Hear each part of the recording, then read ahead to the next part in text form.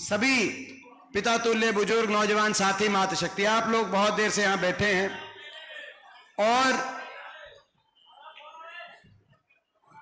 मैं समझता हूं आज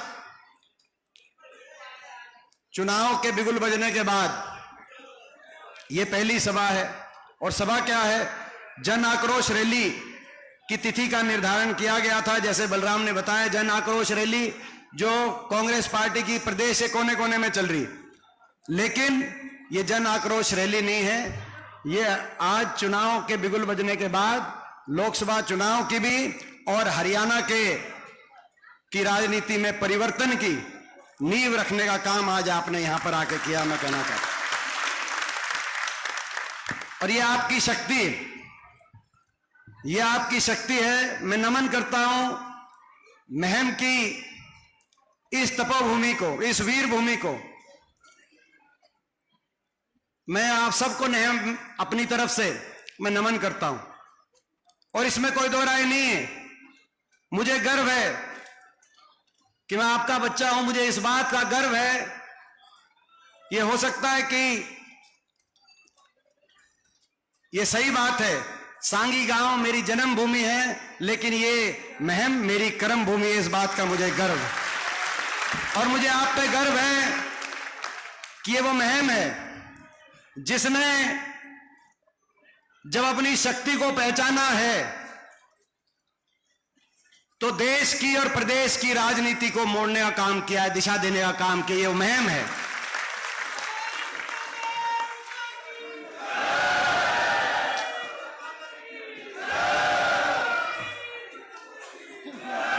चाहे वो 90 की बात हो, जब आपने देश की राजनीति को दिशा दी, और चाहे वो 91 का चुनाव हो, लोकसभा का चुनाव, जिसमें महम की जब लीड आई थी तो ऐसी लीड आई थी, ऐसी नींव आपने रखी कि आने वाले समय में हरियाणा के अंदर परिवर्तन हुआ।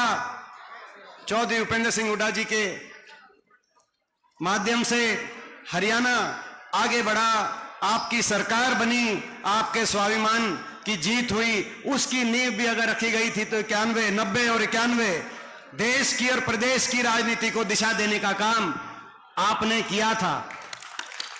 आज मैं कहना चाहता हूं, आपको मैं याद दिलाना चाहता हूं, आपको अपनी शक्ति का एहसास कराना चाहता हूं। और मैं ये आपसे उम्मीद रखता हूं, आपसे भरोसा रखता हूं कि जैसे तब बीबीसी से खबर आती थी, सारे अखबारों में खबर छपती थी कि महम ने दिशा दे दी, ये आज आपकी शक्ति है। 25 मई को वोट पड़ेगी और जब जून में गिनती हो तो ये मैं आपसे उम्मीद और भरोसा रखता हूं कि खबर आएगी। अकेले एक हलके ने, महम ने सबसे ज्यादा साथ देने का काम किया। ये आपने क्या, ये शक्ति है आपके पास। आप इस शक्ति को अगर पहचान गए तो लोकसभा चुनाव में जीत से और हरियाणा में बदलाव से कोई ताकत नहीं रुक पाएगी, अगर आप अपनी शक्ति को पहचानें। आज हरियाणा में बदलाव क्यों जरूरी है? क्योंकि 10 साल की ये सरकार आपने देख ली, बीजेपी की सरकार, खट्टर दुष्यंत सरकार, 10 साल से इस सरकार ने हरियाणा को विकास की पटरी से उतारने का काम किया। जो प्रदेश देश में 2014 से पहले, जब आपकी सरकार कांग्रेस पार्टी की सरकार थी, हुड्डा साहब के नेतृत्व में, जो प्रदेश देश में विकास में सबसे आगे माना जाता था, प्रति व्यक्ति आय, प्रति व्यक्ति निवेश, खिलाड़ियों के सम्मान, आपसी भाईचारे, आपसी खुशहाली, अमन चैन शांति में, किसान की और गरीब की हितकारी नीतियों में, विकास दर में देश में नंबर 1 पे हरियाणा था। सबसे आगे के राज्यों में हमारी गिनती होती थी। 14 में भाजपा को मौका मिला, आपने सोचा शायद अच्छे दिन ये लाइन, अच्छे दिनों का नारा है, लेकिन आज 10 साल के बाद वही प्रदेश विकास में तो 17वें नंबर पे पहुंच गया, लेकिन देश में बेरोजगारी में आज नंबर 1 बना दिया। हर घर में एक नौजवान पढ़ा लिखा बेरोजगारों की फौज हरियाणा के अंदर। दिल्ली के 3 तरफ बसा हुआ हरियाणा जो रोजगार में सबसे आगे होना चाहिए था, जो बेरोजगारी में देश में नंबर 1, महंगाई में देश में नंबर 1, कानून व्यवस्था की विफलता में नंबर 1, हर वर्ग पे अत्याचार में देश में नंबर 1, सरकार के अहंकार में देश में नंबर 1। कोई एक प्रदेश का ऐसा उदाहरण नहीं मिलता जहां सरकार से अपने जायज हकों के लिए हर वर्ग को सड़क पे आना पड़ा हो और हर वर्ग का तिरस्कार सरकार ने किया हो। कर्मचारी ओल्ड पेंशन स्कीम के लिए आए, उन पे लाठीचार्ज, सरपंच मेंबर जिला परिषद के सदस्य अपने अधिकारों के लिए आए, उन पे लाठीचार्ज, मनरेगा का मजदूर अपने मानदेय के लिए आए, उस पर लाठीचार्ज, ग्रामीण सफाई कर्मचारी चौकीदार करनाल में पहुंचे, उन पे लाठीचार्ज, आशा वर्कर आंगनवाड़ी अपनी मांगों के लिए गई, उन पे लाठीचार्ज, किसान 1.25 साल तक किसान आंदोलन में पूरे देश में अगर एक प्रदेश के अंदर बार बार लाठीचार्ज हुआ, बार बार आंसू गैस के गोले छोड़े गए, किसान पे हर तरह का किसान का अपमान हुआ, 750 शव इन धरनों से वापस आए, लेकिन सत्ता में बैठी सरकार ने किसी के घर जाकर आंसू पोंछने की बात तो दूर थी, सहानुभूति के 10 शब्द भी नहीं कहे, लेकिन तिरस्कार के शब्द किए। तो उस प्रदेश का नाम हरियाणा।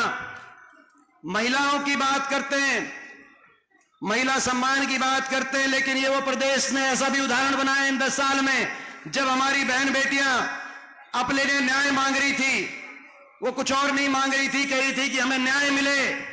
ये वो सरकार है जिस सरकार ने एक सत्ता में बैठे किसी व्यक्ति ने नहीं कहा कि आपको न्याय मिलेगा, जायज कार्रवाई होगी, जो कोई दोषी होगा उस पर सजा होगी, आपको न्याय मिलेगा।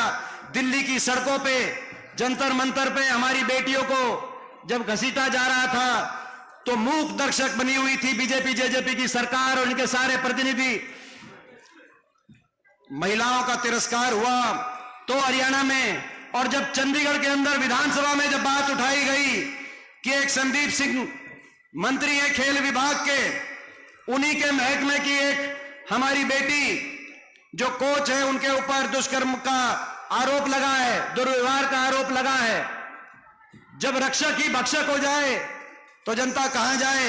क्या कसूर था उन बेटियों को जिनको दिल्ली की सड़कों पे घसीटा गया, और क्या कसूर था उस बेटी का जिसने, और जब ये आरोप लगा और चंडीगढ़ की विधानसभा में खड़े होकर हुड्डा साहब ने कहा कि उसका इस्तीफा होना चाहिए, तो मुख्यमंत्री जी ने कहा, भाज वो नहीं बोल रहे थे, बीजेपी का घमंड बोल रहा था। उन्होंने कहा संदीप सिंह मंत्री है, मंत्री रहेगा। और आज मैं भी महम में कहना चाहता हूं, बीजेपी का ये घमंड टूटेगा, टूटेगा, टूटेगा।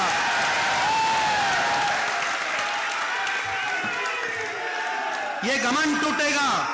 हर वर्ग का तिरस्कार किया, हरियाणा को विकास की पटरी से उतार दिया, गरीब सारी योजनाएं बंद कर दी। मैं पूछना चाहता हूं आपसे, किसी गांव में कोई प्लॉट मिला हो गरीब आदमी को, कोई मकान आया हो गरीब आदमी का? कार्ड कट गए, कार्ड बने भी तो राशन आया नहीं। गरीब आदमी के का तिरस्कार, नौजवान का तिरस्कार। नारा था, पहचान हरियाणा की बदलने की बात करी इन्होंने। हरियाणा की पहचान थी जय जवान जय किसान, लाल बहादुर शास्त्री जी का वो नारा जिसकी गूंज हरियाणा के गांव गांव कोने कोने में सुनाई देती थी। ना तो जय किसान छोड़ा, किसान आंदोलन में इतना बड़ा तिरस्कार कैसे भूल जाए उन 750 एक परिवार के पास। परिवार के घर में मैं गया, किसी का बूढ़ा बाप था तो किसी का बेटा था, भालू बैठा है। जब पहला किसान वापस आया बॉर्डर से, बड़ौदा के गांव में 3 बेटियां थी। बड़ौदा गांव का एक ऐसा किसान था, 3 बेटियां थी, 1 एकड़ 1 किले का जमींदार था। कैसे उनकी कैसे शिक्षा होगी, कैसे उनकी आगे ब्याह शादी होगी। धरने जब वापिस आए, जय जवान जय किसान था, ना तो जय किसान छोड़ा और ना जय जवान छोड़ा। अग्निपथ योजना ले आए, 4 साल में फौज से वापस बिना पेंशन के वापस आ जाओ। और उसके ऊपर तिरस्कार ऐसा कि भाजपा के राष्ट्रीय महासचिव का बयान आया कैलाश विजयवर्गीय का, जब हमने कहा कि 4 साल में बिना पेंशन के वापस आ जाएगा तो कहां रोजगार मिलेगा, तो कहा कि बीजेपी के बड़े आलीशान हम दफ्तर खोल रहे हैं, इन दफ्तरों के बाहर चौकीदार का काम करने के लिए काम आएगा। ये तिरस्कार, ये घमंड तोड़ने का समय आ गया। जय जवान जय किसान नारा बदल दिया, पहचान बदल दी, ना जय जवान छोड़ा ना जय किसान छोड़ा। ऐसा मेरा हरियाणा था। दूसरा नारा था दूध दही का खाना, ऐसा था मेरा हरियाणा। अब नशे में नंबर 1 हरियाणा बन गया। खिलाड़ियों का तिरस्कार, न खेल की तरफ न फौज की तरफ। गांव के स्टेडियम जहां सुबह रेस के लिए, दंड बैठक करने के लिए जहां पर होड़ लगती थी वो खाली हो गए। वो कोचिंग सेंटर खाली हो गए जहां कोचिंग लेकर फौज में जाता था, सीआरपीएफ बीएसए में जाता था। और हरियाणा के अंदर ना जय जवान छोड़ा, ना जय किसान छोड़ा और ना जय संविधान छोड़ा। संविधान भी नहीं छोड़ा। संविधान को कुचलने के लिए कदम बढ़ाए। संवैधानिक अधिकार हर वर्ग के छीनने का काम ये सरकार कर रही है। सरकारी पद समाप्त कर दिए गए। 18 लाख पद केंद्र सरकार के और 2 लाख पद हरियाणा सरकार के समाप्त कर दिए गए। और जो भर्ती हुई उनमें या तो हरियाणा के बाहर के कोई पक्की भर्ती हुई और उसके बाद बचे कुछ ही जो नौकरी है वो कौशल निगम के माध्यम से कच्ची भर्ती, जैसे अग्निपथ के माध्यम से कच्ची भर्ती नारा दे दिया। अभी एक बीजेपी के सांसद का बयान आया कर्नाटक से, जो लोकसभा में मेरे साथी रहे हैं और इस बार भी लोकसभा में हैं, आनंद हेगड़े। उनका बयान आया कि 400 पार का नारा इसीलिए दिया हमने कि हम संविधान को बहुमत मिलते ही संविधान को हम तोड़ने का काम करेंगे। मैं उनको कहना चाहता हूं, आप मेरे साथी रहे हो, आपको दोबारा मिलेंगे लोकसभा में, अगर मौका मिलेगा आपको मिलेंगे। ये संविधान हमारे देश के महापुरुषों ने बड़े पुरुषार्थ करके संविधान, देश की आजादी की लड़ाई लड़ी, संविधान की रचना हुई। ये वही संविधान है जिसमें बाबा साहब के नेतृत्व में संविधान, जिसमें मेरे स्वर्गीय दादाजी चौधरी रणबीर सिंह जी के भी दस्तखत हैं। आपको मैं चुनौती देता हूं, पूरी भाजपा को, इस संविधान को 1 इंच भी हम हिलने नहीं देंगे। मैं आज आपको चुनौती देना चाहता हूं भाजपा को। ना जय संविधान, ना जय जवान छोड़ा, ना जय किसान छोड़ा, ना जय संविधान छोड़ा, ना जय नौजवान छोड़ा। इसीलिए राज्यसभा में जब आपने देखा होगा अंतिम दिन, जब अंतिम भाषण अभी आखिरी 1 महीने पहले जब सदन हुआ, तो प्रधानमंत्री जी और सारी बीजेपी के सामने मैंने एक ही नारा दिया था। मैंने यही कहा था कि भाजपा वालों कान खोल के सुन लो, जय जवान जय किसान जय संविधान और जय नौजवान। मैं इस नारे की जीत होगी। तो आज इसकी लड़ाई है, हरियाणा को बचाने की भी लड़ाई है और भाई संविधान को बचाने की लड़ाई, लोकतंत्र को बचाने की भी लड़ाई है। लोकतंत्र का कैसे गला घोटा जाता है उसका नजारा आपके बेटे ने पिछले लोकसभा चुनाव में 2019 में अपनी आंखों से देख लिया था। आपने भी उसका नजारा चंडीगढ़ के मेयर के चुनाव में देख लिया होगा कि लोकतंत्र का गला कैसे घोटा जाता है। ये लोकतंत्र को भी बचाने की लड़ाई है। तो भाई मैं ये एक बात कहना चाहता हूं, इनके निशाने पे ये सीट है, रोहतक की सीट इनके निशाने पे है। अभी इनके अध्यक्ष आए थे, जो अभी जिनको बदल के इनके मुख्यमंत्री हरियाणा बनने का अवसर मिला है, उन्होंने कहा कि 9 सीटों की जीत हमारी एक तरफ होगी, रोहतक की एक उनका नतीजा एक तरफ हो। अभी झज्जर में उनका एक स्टेटमेंट कुछ दिन पहले आया था। रोहतक निशाने पे है, रोहतक निशाने पे नहीं है, आप लोग निशाने पे हो, मैं निशाने पे हूं। पिछली बार भी मैं निशाने पे था। और वो क्यों? क्योंकि अपनी शक्ति को आप पहचानना, ये जो सीट है इसका नतीजा केवल एक सांसद बताने का नतीजा नहीं होगा। मैं आपको ये विश्वास दिलाता हूं, यहां से जो नतीजा आएगा आपके आशीर्वाद से, यहां से जब कांग्रेस जीतेगी, जब आपका मुझे आशीर्वाद मिलेगा, तो वो एक सांसद बनाने का ही काम नहीं करेगा, हरियाणा में आपकी अगली सरकार में वो नतीजा बनाने का काम करेगा। मैं आपको विश्वास दिलाता हूं। और ये इनको भी पता है, इनको भी पता है, इसीलिए हम निशाने पे हैं। और इनके निशाने पे तो हो सकते हैं, और ये शातिर ताकते हैं, इनके पास बहुत कुछ है, इनके पास असीम धनबल है। ठीक कह रहे थे अभी दांगी साहब कि जो ये खुलासा हुआ इलेक्टोरल बॉन्ड का, नारा भाजपा का सामने आ गया, संगठित भ्रष्टाचार ऐसा। नारा भाजपा का क्या आया? जो देगा हमें चंदा उसको देंगे हम धंधा, जो देगा चंदा उसको देंगे धंधा, और कोई अगर नहीं दे सका चंदा तो उसको देंगे ईडी का डंडा। यह भाजपा का नारा है। असीम धनबल। पूरे देश प्रदेश में, रोहतक में एक कोई अस्पताल, एक कॉलेज, कोई एक संस्था बनाई नहीं, लेकिन अपने आलीशान दफ्तर बनवा लिए। इतना पैसा है तो उन दफ्तरों के साथ उस पैसे से एक आधा स्कूल कॉलेज भी खोल देते। 10 साल हम इंतजार करते रहे।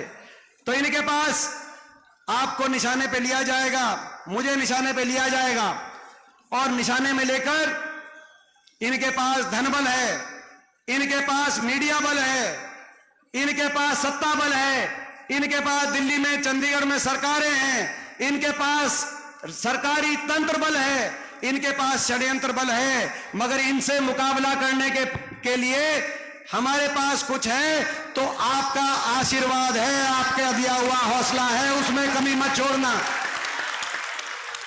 उसमें कमी मत छोड़ना। उसमें मैं सभी अपने महम के 36 बिरादरी के परिवार से पूछना चाहता हूं, उस आशीर्वाद में आप कमी तो नहीं छोड़ोगे? मैं आप सबसे पूछना चाहता हूं। मेरा इतना ही कसूर है जो मुझे निशाने पे लेते हैं कि इन्होंने षड्यंत्र करके मुझे हराने का काम जरूर किया होगा, मैं इनके निशाने पे जरूर रहा हूंगा, लेकिन मैंने हार नहीं मानी। 10 साल सत्ता में भी एक दिन मैंने अपना घर नहीं देखा, और जब मैं विपक्ष में भी रहा तो जहां जरूरत आई, कहीं किसान आंदोलन में जरूरत आई तो कहीं खिलाड़ियों की जरूरत आई, कहीं अपनी बेटियों को जरूरत आई तो कहीं गरीब आदमी को जरूरत आई, मैंने अपना घर विपक्ष में भी नहीं देखा। मेरा इतना ही कसूर है,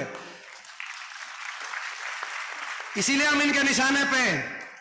और आपने देखा होगा अभी 3 दिन पहले दुष्यंत चौटाला का बयान आया। हिसार में ये वही दुष्यंत चौटाला है जिसने पिछली बार बयान दिया था, अब की बार बीजेपी को करो जमुना पार। यही बयान था कि नहीं था? मैं पूछना चाहता हूं। राजनीति में नैतिकता की भी जगह होनी चाहिए, ईमानदारी की भी जगह होनी चाहिए। आज मैं कुछ कहूं और करूं कुछ और, तो राजनीति से कैसे लोगों का विश्वास रहेगा? बीजेपी ने नारा दिया था, खट्टर साहब ने नारा दिया था, जिनको बदल दिया बीजेपी ने, अपनी विफलता का ठीकरा फोड़ दिया। केवल चेहरे बदलने से काम नहीं चलेगा। 10 साल तक भाजपा के अहंकार ने जो हरियाणा का इतना नुकसान कर दिया, लोग बदलेंगे। अब आप क्या बदलोगे भाजपा वालों? आप क्या चेहरे बदलोगे? अब हरियाणा के लोग सरकार बदलेंगे, मैं आपको कहना चाहता हूं। खट्टर साहब ने नारा दिया था पिछली बार, अब की बार बीजेपी जाएगी 75 पार, लेकिन पिछली बार ही लोग इतने दुखी थे भाजपा से कि बीजेपी को 40 पे रोक दिया, उस नारे की हवा निकाल दी। सारे मंत्री हार गए थे पिछली बार, 14 में से 12 मंत्री विधानसभा नहीं पहुंच पाए थे। इस बीच दुष्यंत ने नारा दिया, बीजेपी को करो जमुना पार। एक कहता था 75 पार, दूसरा कहता था जमुना पार। इलेक्शन का नतीजा आते ही दोनों बन गए थे पक्के यार, पक्के यार बन गए थे। और चंडीगढ़ में बना दी थी ऐसी भ्रष्ट सरकार, केवल भ्रष्टाचार, डबल इंजन से प्रदेश को लूटा। 5 साल कोई काम नहीं किया। जनता ने किया हाहाकार। हरियाणा का भट्टा बिठाने के बाद, 5 साल के बाद, और आपको याद होगा जो हुआ, मुझे उसकी जानकारी 6 महीने पहले मिली थी। सिरसा की रैली में, आज से 4 महीने पहले लाखों लोग थे सिरसा में। सिरसा की रैली में मैंने ये कहा था, कांग्रेस पार्टी की रैली में लाखों लोगों के बीच में, लाखों लोग उस बात की गवाही देंगे। मैंने कह दिया था, इनमें अघोषित समझौता तोड़ने का हो गया है। इनका अगला समझौता है समझौता तोड़ने का। समझौता तोड़ेंगे और लोकसभा विधानसभा चुनाव में बीजेपी के इशारे पे बीजेपी इनेलो से और जजपा से कैंडिडेट खड़े करवाएगी, ताकि हरियाणा में जो परिवर्तन तय है उसको रोकने के लिए एक चक्रव्यूह रचा जाए। सिरसा के लोगों ने वो बात समझ ली थी और हाथ खड़े करके कहा था उस चक्रव्यूह को तोड़ने का हम काम करेंगे। उस चक्रव्यूह को आपने भी देखा और उसके बाद आपने देखा कि क्या बहाना लेके तोड़ा, समझौता कौन सा बहाना लेके तोड़ा इन्होंने। बहाना लिया, दुष्यंत चौटाला ने 3 दिन पहले कहा कि मुझे बुलाया जेपी नड्डा जी ने, भाजपा के राष्ट्रीय अध्यक्ष ने, और कहा कि हम रोहतक की सीट तुम्हारे लिए छोड़ रहे हैं। यही कहा कि भाई रोहतक, यही कहा कि भाई दुष्यंत रोहतक की सीट आपके लिए छोड़ रहे हैं। और दुष्यंत ने कहा कि फिर हमने जब ये बात आई तो दुष्यंत चौटाला ने वापस जाके कहा कि भाई हम अगर रोहतक की आप छोड़ते हो तो हम गठबंधन ही छोड़ते हैं। यही बात है ना, बोला हम गठबंधन छोड़ते हैं। मैं बताना चाहता हूं इनको, ये वो रोहतक है जिसने देश की राजनीति को दिशा देने का, प्रदेश की राजनीति को दिशा देने का काम किया है। बीजेपी रोहतक छोड़ रही है जेजेपी के लिए, और जेजेपी रोहतक के नाम से गठबंधन छोड़ रही है, मगर रोहतक के 36 बिरादरी के अपने लोगों के आशीर्वाद को दीपेंद्र आखिरी सांस तक नहीं छोड़ेगा। मैं कहना चाहता हूं इनसे,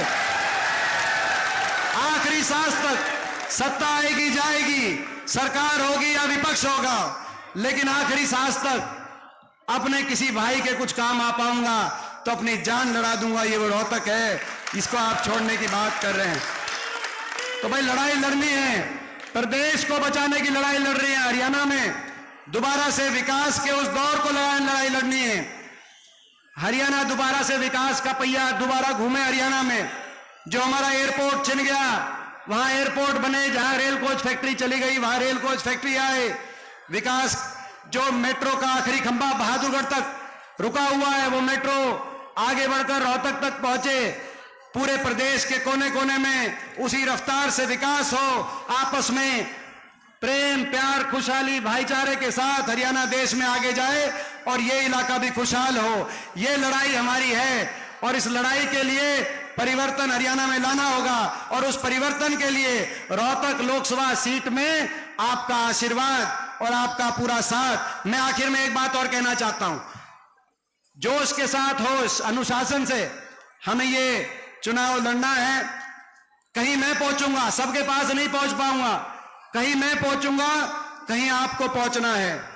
किसी के हाथ मैं जोड़ूंगा तो किसी के आपको जोड़ना है। मिलजुल के सबको साथ मिलकर ये चुनाव लड़ना है। इनके पास शक्तियां हो सकती हैं, मगर इनके पास जो शातिर नकारा शक्तियां हैं, हमारे पास सच्चाई की और अपनी मेहनत की हमारे पास ऐसी शक्ति है जिसका कोई काट इनके को नाम आज मिल रहा ना इनको मिलेगा। मैं आपसे पूछना चाहता हूं, इसमें 2 महीने का इलेक्शन हरियाणा से कितना ये डरे हुए हैं, आप अंदाजा लगाओ। चेहरे भी बदल दिए, सरकार भी बदल दी और चुनाव की तारीख भी बदल दी। हरियाणा का चुनाव कितना आखिर में करा रहे हैं। तो भाई 2 महीने का समय, इन 2 महीनों में मैं आपसे हाथ जोड़ के पूछना चाहता हूं, आपके इस बच्चे को इन 2 महीने में आप संभालोगे कि नहीं संभालोगे? मैं आपसे मैं आप सबका बहुत बहुत धन्यवाद करता हूं। और आज की जो भाई आज के चुनाव का बिगुल जो बजा यहां से महम से, उसकी सफल और इस रिकॉर्ड तोड़ जन आक्रोश रैली के लिए अपने भाई बलराम को विशेष तौर से मैं बहुत बहुत मुबारकबाद देना चाहता हूं। यहां आपकी जो मेहनत है मैं देख रहा हूं, और आपका जो ये आशीर्वाद है जो आज आपने मुझे दिया है, मैं आखिर में यही विश्वास दिलाते हुए, ये आशीर्वाद रंग लेके आएगा। आपके नतीजे की गूंज दिल्ली भी जाएगी और चंडीगढ़ में ये आशीर्वाद आपकी सरकार लेके आएगा। आपका बहुत बहुत धन्यवाद।